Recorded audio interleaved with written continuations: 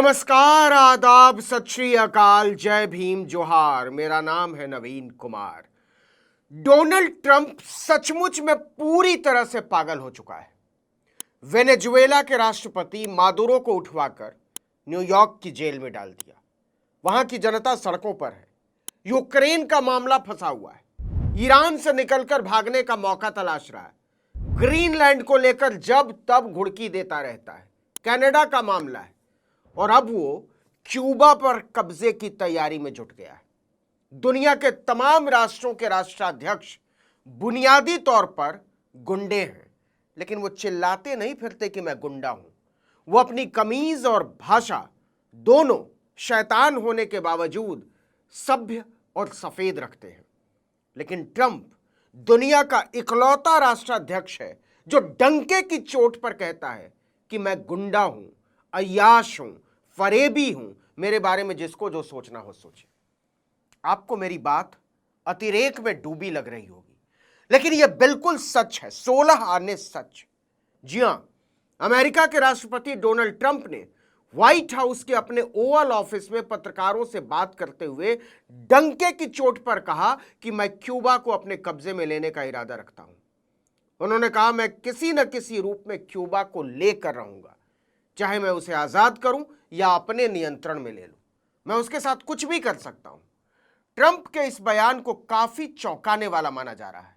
America के इतिहास में कई राष्ट्रपति क्यूबा के साथ तनावपूर्ण रिश्तों में रहे हैं, लेकिन आज तक किसी ने भी इस तरह खुले तौर पर क्यूबा पर कब्जा करने की बात नहीं कही थी।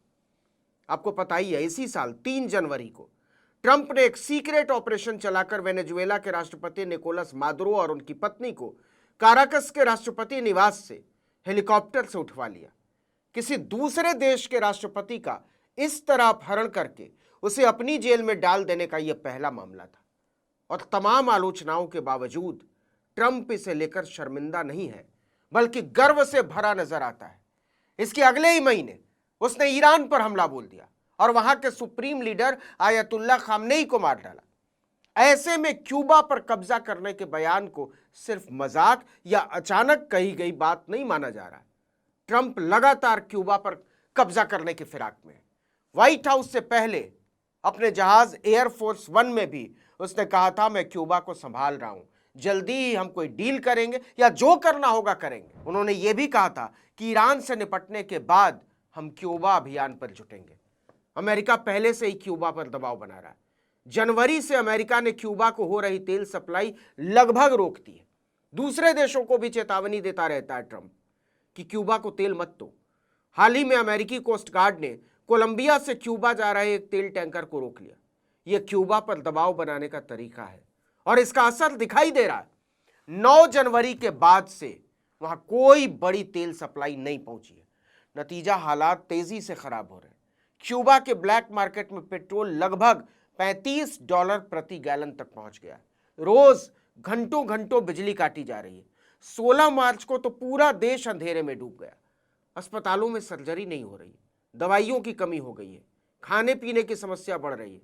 असल में ट्रंप चाहता है कि किसी भी तरीके से क्यूबा उसके उपनिवेश में तब्दील हो जाए। वो लगातार क्यूबा को बाकी दुनिया से काटता जा रहा है।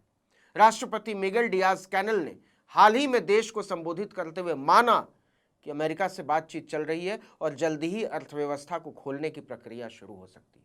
यही ट्रंप चाहता है। हालांकि ट्रंप की कोशिश है कि राष्ट्रपति डियाज कैनल हटे और उनकी जगह अपने किसी पिट्ठू को बैठाया जाए। आपको बता दें कि Diaz Canel Cuba communist party के नेता हैं और उनकी राजनीतिक ट्रेनिंग आधुनिक क्यूबा के संस्थापक फिडेल कास्त्रो की निगरानी में हुई है। उन्हें हमेशा से फिदेल और राउल कास्त्रो द्वारा स्थापित समाजवादी मॉडल को आगे बढ़ाने वाले उनके वफादार सहयोगी की तरह देखा जाता है। हालांकि अमेरिका फिलहाल कास्त्रो के उत्तराधिकारी के खिलाफ सीधी कार्रवाई की बात नहीं कर रहा है, लेकिन वो उन्हें अपने हिसाब से चलने के लिए मजबूर कर देना चाहता है। इस बीच रूस ने संकेत दिया है कि वो जरूरत पड़ने पर क्यूबा का समर्थन कर सकता है। दोनों देशों के अधिकारी लगातार संपर्क में हैं। हालांकि ईरान के उदाहरण से यह बड़ा मुश्किल लगता है। दूसरी तरफ क्यूबा में आर्थिक सुधारों की शुरुआत दिख रही है। वहां के एक वरिष्ठ अधिकारी ने ऐलान किया है कि विदेश में रहने वाले क्यूबाई लोग अब देश में निवेश कर सकेंगे। बैंकिंग कर सकेंगे, कारोबार कर सकेंगे। ये बड़ा बदलाव माना जा रहा है।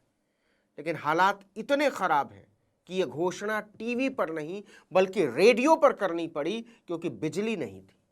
17 मार्च तक राजधानी हवाना के लगभग 2/3 हिस्से में बिजली नहीं थी। असल में ट्रंप इस द्वीप में निवेश की अकूप संभावना देखता रहा है। 1998 में जब अमेरिकी राजनीति में उसका दखल दूर दूर तक नहीं था, तब उसकी कंपनी ने चुपचाप क्यूबा का दौरा किया था। 2011-12 में भी उसकी कंपनी के लोग वहां गोल्फ कोर्स बनाने की संभावनाएं देखने गए थे। 2016 के चुनाव प्रचार के दौरान भी ट्रंप ने कहा था कि क्यूबा निवेश के लिए अच्छा मौका हो सकता है। अब उसने फिर कहा है कि वो हमसे बात कर रहे हैं। वो एक असफल देश है, उसके पास न पैसा है न तेल, कुछ भी नहीं है। इसके साथ ही ट्रंप ने क्यूबा की जमीन और मौसम की तारीफ भी की और उसे एक सुंदर द्वीप बताया। लेकिन उसके बयान से यह भी जाहिर हो गया कि उसे क्यूबा की भौगोलिक जानकारी ज्यादा नहीं है। उसने कहा कि क्यूबा तूफानों के क्षेत्र में नहीं आता, जबकि हकीकत में क्यूबा अक्सर हरिकेन यानी भारी तूफान से प्रभावित होता रहता है। बावजूद इसके ट्रंप ऐसे बात कर रहा था जैसे क्यूबा पहले से ही अमेरिका की संपत्ति हो। आपको बता दें कि 1998 में स्पेन अमेरिका युद्ध के बाद क्यूबा स्पेन से आजाद तो हुआ, लेकिन असली नियंत्रण अमेरिका के हाथ में चला गया। अमेरिका ने क्यूबा की राजनीति, सेना और अर्थव्यवस्था पर अपना दबदबा बनाए रखा। वहां की जमीन, चीनी उद्योग और कारोबार में अमेरिकी कंपनियों का दबदबा बढ़ता चला गया। लेकिन साल 1959 में क्रांतिकारी फिडेल कास्त्रो ने अपने गोरिल्ला सैनिकों के साथ मिलकर तानाशाह बतिस्ता को सत्ता से बेदखल कर दिया। सत्ता हासिल करने के बाद कास्त्रो ने तेजी से कम्युनिस्ट नीतियों को शासन का हिस्सा बनाया। उन्होंने अमेरिकी कंपनियों की संपत्ति जब्त कर ली और जमीन और उद्योग को सरकार के नियंत्रण में ले लिया। अमेरिका ने जवाब में क्यूबा पर आर्थिक प्रतिबंध लगा दिए, व्यापार बंद कर दिया और तेल और जरूरी सामान की सप्लाई रोक दी। इससे क्यूबा की अर्थव्यवस्था पटरी से उतरने लगी। नतीजा, उसने सोवियत संघ की तरफ रुख किया। इस वजह से अमेरिका और क्यूबा के संबंध और खराब होते चले गए। दोनों देशों के संबंध इतने खराब थे कि 55 साल तक कोई भी अमेरिकी राष्ट्रपति क्यूबा गया ही नहीं। यह सिलसिला 2015 में तब खत्म हुआ जब अमेरिकी राष्ट्रपति के रूप में बराक ओबामा ने क्यूबा का दौरा किया। लेकिन तब तक फिडेल की जगह उनके भाई राउल कास्त्रो सत्ता संभाल चुके थे। आपको बता दें कि फिडेल कास्त्रो को अमेरिका अपने सबसे बड़े दुश्मनों में से एक मानता था। कई रिपोर्ट्स के मुताबिक अमेरिका ने फिडेल कास्त्रो को मारने के लिए 60 साल में 600 से ज्यादा बार कोशिश की। अमेरिकी खुफिया एजेंसी ने फिडेल को मारने के लिए जहरीले सिगार से लेकर जहरीले पेन तक कई उपाय आजमाए, लेकिन फिडेल कास्त्रो ने हर बार उन्हें चकमा दे दिया। कहा जाता है कि एक बार फिडेल कास्त्रो को मारने की साजिश में शामिल होने के लिए उनकी एक पूर्व महिला मित्र भी तैयार हो गई थी।